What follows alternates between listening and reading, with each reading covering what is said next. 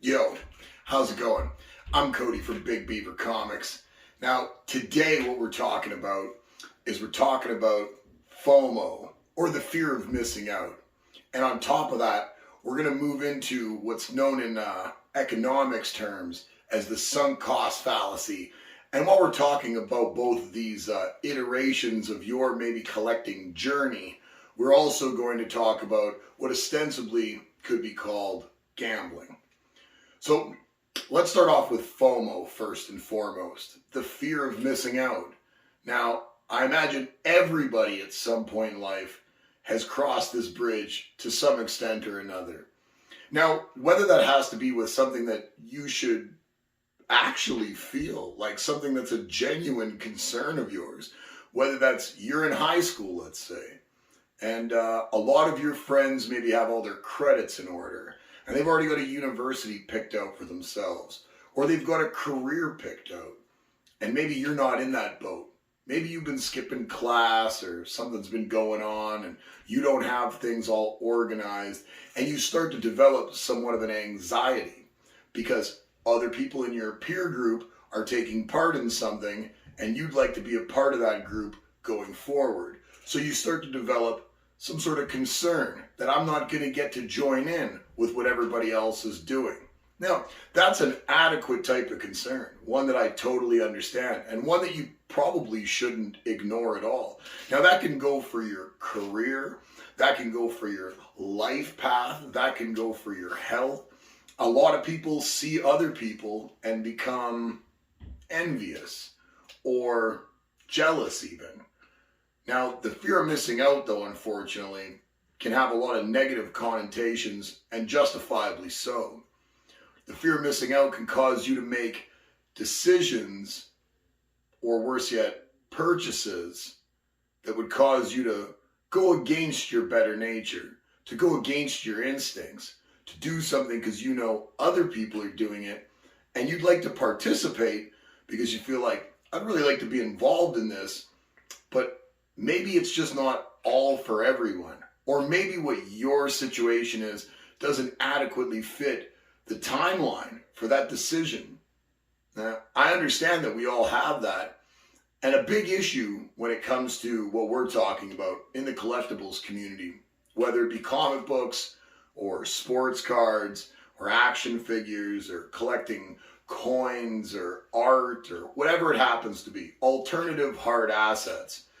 I think the main issue is people get onto social media and they get into these communities and they see what other people have, especially new shiny things that come out, and they develop this sense of fear, this anxiety that they're maybe not going to be in the cool group, or they're not going to be on that same tier of the hierarchy.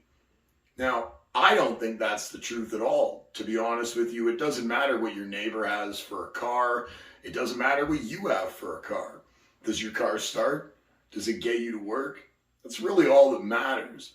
But there tends to be that feeling, whether you get to work in your parking lot and you see all these other vehicles that are new and you feel like, man, I'm just not it. I'm not doing it. Like I'm willing to take on excessive payments every month and all sorts of overhead and liability if I could just participate. And what I'm here to tell you is, no, don't do that. That's not the right move, man. So whether it's you seeing new comic books on the internet, on Instagram, on Facebook, on whatnot, whether you're just on the internet perusing the previews of comics that are coming out next week and all these hot exclusive covers from these different comic places that pay artists to come in and do new covers, I understand that a lot of stuff looks really cool.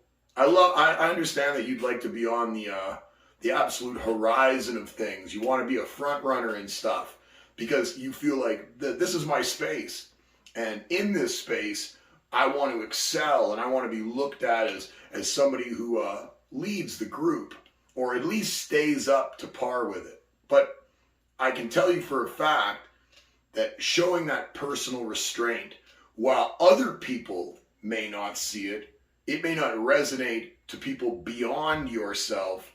For you, it's crucial. It's something you need to be doing.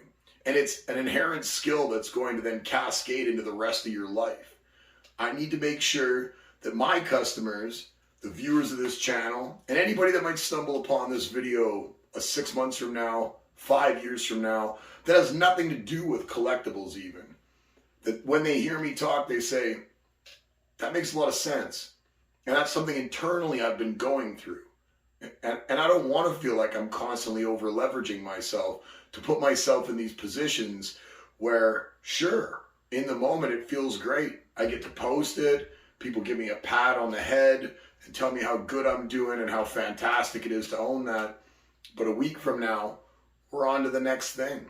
And everybody's forgotten that it was even you that posted that stuff. So fear of missing out is really something that drums up a lot of anxiety. It drums up a lot of exhilaration, especially when you procure that item. It's a dopamine rush. There's no question about that. But my concern for you is the long-standing viability of you in this collectibles market, in whatever collectibles market you happen to be in, or whatever market you're in. You don't need to be chasing things all the time. I used to be a financial advisor. I'm not going to go into the specifics of all of it, but there were a lot of companies that rocketed from low dollar values, very, very easy buy-in opportunities that moved up into some of them into the $100 a share. And I wasn't in on them. And I wasn't somebody, despite maybe my analysts saying that they liked them, I wasn't somebody that was recommending them. Why? It wasn't because the market sentiment wasn't there. It was because I inherently didn't understand it properly. Now, do I look at that and go, well, we should have gone, we get it at any price point then. We could make a move today, we could make a move tomorrow, and we could get in. We don't want to miss this boat. It's like, nah, sometimes it's okay to miss the boat. Because like the bus, opportunities come along every 10 or 15 minutes.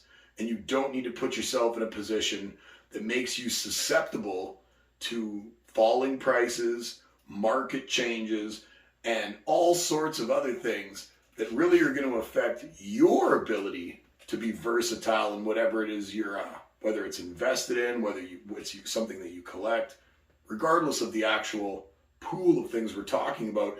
We don't want you to find yourself over leveraged and not having the opportunity to continue enjoying what you're doing, or to find yourself chasing your tail and trying to get in at any entry point you can to find out the run on that is long over. So the fear of missing out, while it can be advantageous for you, and sometimes you really should listen to your anxiety. Sometimes, like we're talking about, if it's your future, like your college pursuit or whatever it happens to be, maybe an athletic pursuit you're taking up, and you're sitting in front of a video game, and you know that your friends are out training, and you know people are staying vigilant about their stuff, and you're just not. And that fear of missing out, that's understandable. The fear of being complacent and not doing something and executing on something you know you should do, I would definitely recommend that you listen to that fear and listen to that anxiety and then partake in these opportunities that you know are right for you. But do not chase your tail after every shiny object that's out there. Just because a new phone comes along doesn't mean you need to put yourself in an exorbitant amount of debt just so that you've got the new phone. Because I guarantee you, tomorrow when you go to work or you go to school and you show people that new phone, it's going to be a nifty little novelty once. And after that, it's not really going to be anything, because then other people will have the new phone, and then a couple months later, well, there'll be a new phone again. And your phone will be an old phone. And what are you going to just chase your tail forever? You don't want to be doing that, right? So when it comes to collectibles, when it comes to comic books, I mean, that's what I know the best. I recommend to my customers, to everybody watching this, it's to do what you think is best for your collecting journey. Don't try to keep up with the Joneses. Don't try to show off to the neighbors. And don't worry about flexing on every opportunity unless you think it's a viable one and one that you can justify to yourself after the dopamine's worn off. One suggestion I would make is like they make for probably any major purchase in life. It's that when you're making purchases, take a step back, take a breath, and think, is this something I want to participate in? And what's the entry point that I'm comfortable with? And if what I get into goes down to 0, will I still have thought that my decision was right? Or will I have to say, I got caught up and I just jumped in because everybody was jumping in? If everybody jumped off a bridge, would you think it's right to follow them? Make decisions for yourself. It's crucial that you keep your agency in life and you make decisions based off what's good for you, good for your financial situation, and good for your goals. So, and I'm not saying you shouldn't enjoy things. You definitely should. There's going to be some things that you say, absolutely. I don't care that this cost me $10 today, because if I never sell it and never get liquid on it, I enjoy just having it. And I have a spare $10. And there's a ton of Starbucks coffees you're going to drink, or McDonald's sandwiches you're going to eat, or movies you're going to go to where you don't even have anything tangible to show for it at the end of it, other than maybe a full stomach, maybe a bit bigger of a midsection, or maybe a small experience in your mind for you and anybody else that was maybe at that movie or concert or whatever it happens to be. But it needs to be something that you can justify to yourself. Now, another topic I wanted to touch on in this is somewhat related to FOMO, and it's another thing that people can really get caught up on, and that's a sunk cost fallacy. So it's basically the idea of throwing good money or bad money after good, or good money after bad. It really depends on the project you're working on. Now, there's a lot of examples of this. If you want to go and look on the internet, type in sunk cost fallacy, find some examples. But I think the predominant examples would definitely be things like the Concorde. And that's going to be one you're going to see lots if you go look for examples of it. Now, the Concorde took multiple $billion to get off the ground. It was a joint venture. I can't remember the countries that were involved. I know France was one of them. It might be the English that were involved in it as well. It launched in the late 70s. And the Concorde plane was flown for 30 years before they discontinued flying the Concorde. And it wasn't something that took a long period of time for people to recognize that this wasn't a viable opportunity. In fact, it was almost right off the hop. They decided, this is convenient, but this is not a profitable venture. Then did they stop right there? Nah, they did it for about 30 years. And they threw billions and billions and billions of dollars at this project, hoping that one day things would find their footing. But it's that mentality of thinking, well, we've already invested this much in it. It would be foolish now. We're closer to the finish line than we are to the start. But what you don't realize is sometimes with things, the horizon keeps on moving on you. And you actually aren't getting any closer to a finish line because there's no viable finish line for you to pass. So with the Concorde, with your diet is another prime example. People can be on a diet or a workout regimen, be losing weight, be doing well, all of a sudden find themselves on a day, maybe they didn't pack a lunch. And I got an extra $10 in my bank account. There happens to be some fast food over here. I'm going to go over there and I'm going to eat some fast food. Now, granted, you were hungry and maybe your blood sugar was low and you couldn't focus and you knew you needed to eat something. So you did that. And there's nothing wrong with that because you don't need to be militant with everything that you do all the time. But this is where we start spiraling down a rabbit hole a little bit. So what can happen to people very easily is you've been doing really well in a succession of days or weeks or months or however long it happens to be. And then you go out and you have this lunch, eat that food, you feel better. Then later on in the afternoon, maybe getting closer to evening, you're off work, you're at home, there's a Betty Crocker cake in the fridge or whatever it happens. I'm not entirely sure, but you know what I'm saying. And then you find yourself justifying this behavior again. You find yourself saying, well, today is already ruined. I've already eaten some junk food. What's it gonna harm if I continue to compound on it and have some food that's maybe a lot less nutritious for you for dinner as well? And that tends to be a thing that people go through in all industries. You can see that whether it's research and development from a company. You can see that, like I said, in a microcosm when it comes to your diet. It can happen all across the board, whether you're fixing up a sweet car. You can have $10,000, $15,000 in a souped up vehicle, and then something else goes wrong with the vehicle, and you figure, well, I got this much into it, I better put that into it to get it fixed. And then, well, I've put this much into it now and I've got this fixed. It's got a new engine. You know, I just got a paint job and I put rims on it and I did this. I don't know much about cars. I did this and I did that. And you continue to justify to yourself why you're throwing money at something that you're never going to be able to recoup. Now, that doesn't mean again, like we were talking about with FOMO, it doesn't mean that on a personal level, it might not be intrinsically justifiable. And if that's the case, then I'm fine with it. You do whatever you want to do. If you've got the disposable income, or you've allocated the right amount of resources and you're not stretched too thin, and this is something you enjoy, and you're not really concerned about getting back what you've put into something, then it's not a problem for me, because it sounds like you've actually allocated the right amount of resources to be able to handle what you'd consider to be a hobby or a project or whatever. But if you're business, or you're somebody who's already having a tough time making ends meet, the last thing that you need to do is continue to justify behavior that causes you to just keep throwing money at something that you might not ever be able to pull that money out of, or that really shouldn't have justified you throwing that money in at something to begin with. And that's going to lead me to my last topic out of these three. And this is going to be a lot more predicated on sports cards and the ripping of packs of sports cards, more than it's going to be direct on the nose when it comes to comic books. Comic books have a lot more transparency to them. Granted, markets go up and down, but with a comic book, you do see what you're buying up front.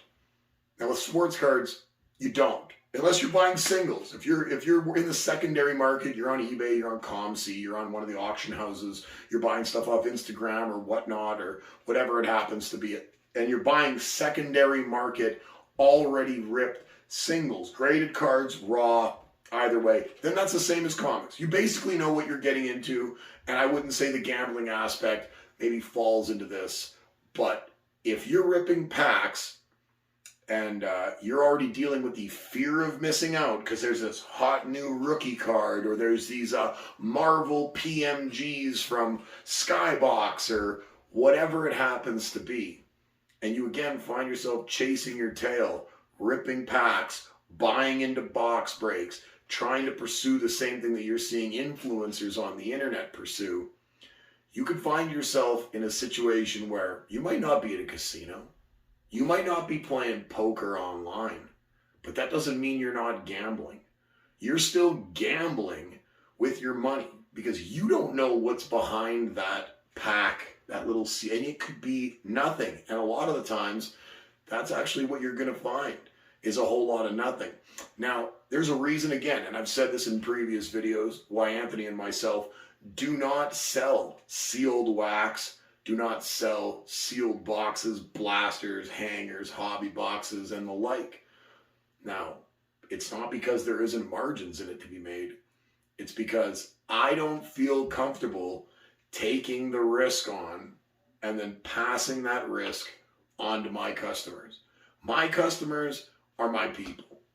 And I care about my customers on a much deeper level than, and I'm not saying other people don't. And I'm not saying there's not a lot of fun involved in ripping stuff and the exuberance and the dopamine. That's all good times. I'm not debating that whatsoever. But I don't feel comfortable having one of my customers that I like, somebody that I enjoy, that I want to come back, that I want to know that when they're dealing with me, things are fair and they're not being taken advantage of. I don't want them spending $100, $200, $500 on something, taking it home, ripping it, finding that it's filled with bad quality control from the distributor or the manufacturer, find that there's none of the hits inside of it that they wanted. So now they've got a multitude of product, and that is a risk you inherently take on, but it's not a risk I want to facilitate to my customers. I'm more than happy taking the risk on, ripping stuff here on YouTube. Shout out Big Beaver Cards. Go check out our other channel, Big Beaver Cards, my man Anthony handling that, does a fantastic job of it. But I don't want to pass those risks on to my customers. I wouldn't want me to get those risks passed on to me. It's very easy to go out and buy a hobby box, sell me a break into something, have you pull nothing from that team. My check's still cleared. I still had to pay you for my opportunity. Now, granted, there's an opportunity cost, as with everything else, but when you don't know what you're buying into, it's a lot different than the transparency that actually is in comic books. So that's kind of why we always lean a little bit heavier into comics than we do into sports cards. Sports cards, we enjoy the dopamine rush of things just like everybody else. I enjoy ripping wax. I enjoy the mystery. We don't over leverage ourselves with it, but we do enjoy it quite a bit and we do partake. And if you can and you'd like to, you're a grown up, use the agency in your life again and do that. But do not allow FOMO and do not allow the sunk cost fallacy to get you to continue to throw good money after bad because you justify it by saying, I've already got this much invested. What's a little more gonna hurt? Because that frame of mind is going to be your downfall in the long run. This is gambling, ripping wax open, just like it is playing poker, just like it is being on an online casino, just like it is driving around too fast without a seatbelt on after having a couple of drinks. That's gambling, and gambling I don't recommend ever. So I want you guys to be safe out there. I hope this video helped you. If you've got any questions, leave them in the comments below. If you like the video, like it. If you made it this far, you're an absolute fucking legend. I love you guys, man. I'm just trying to make sure that everybody stays safe out there and that everybody gets as much information as I possibly can have to offer. I understand I'm maybe not the smartest guy in the world, but I'd like to think that I have a little bit of experience in this, and I think my job is to make sure that I keep people as well informed as I possibly can. And like I said to Anthony, when we have some deep philosophical conversations, a lot of the times me saying these things out loud actually helps reinforce them to me as well. Because I am like you and can get caught up in my own minutia of life and get ahead of myself and in front of my skis and find myself doing or acting in a way that isn't in accordance with the way that I know is best fit for myself. So if you're out there and you haven't been doing your work in high school to get into those university classes, to get that profession that you've always wanted, then yeah, feel that FOMO, worry about missing out, and get after it. Get a little fire under your ass and get going. But if you're out there over in front of your skis spending far too much money on nonsense, doing silly things, and putting the actual important stuff off, maybe you should take a step back from social media. Maybe you should stop allowing people to influence your mindset. Don't worry about what the neighbors have. Don't worry about the new car in the driveway. Don't worry about that stock trade that you could have got into at 30 and now it's 130 and you're still justifying it to yourself. If you didn't like it at 30 and the fundamentals haven't changed now at $1.30, maybe you just don't understand it adequately. There's nothing wrong with that. Some of the greatest investors in the world, and I know a lot of people on YouTube and everywhere like to quote guys like Warren Buffett, but Warren Buffett is notorious for not investing in technology because he says, like, it's just a little too deep, man. I don't understand it. It's not something I use a lot of. And I understand things like simple manufacturing. I understand that stuff. So why wouldn't I be involved in Coca-Cola rather than be involved in tech that's constantly changing and reshaping itself every 18 months? Sometimes you just got to stick with what you know and allow other people that want to pursue other things to pursue them. You know what? It might be safer for your bank account if you just lived vicariously through some other people on occasion. I hear my kids upstairs enjoying Fortnite a little too much, so I'm going to go upstairs and enjoy that with them. I'm Cody from Big Beaver Comics. You guys stay cool out there. We love you guys, man. Peace.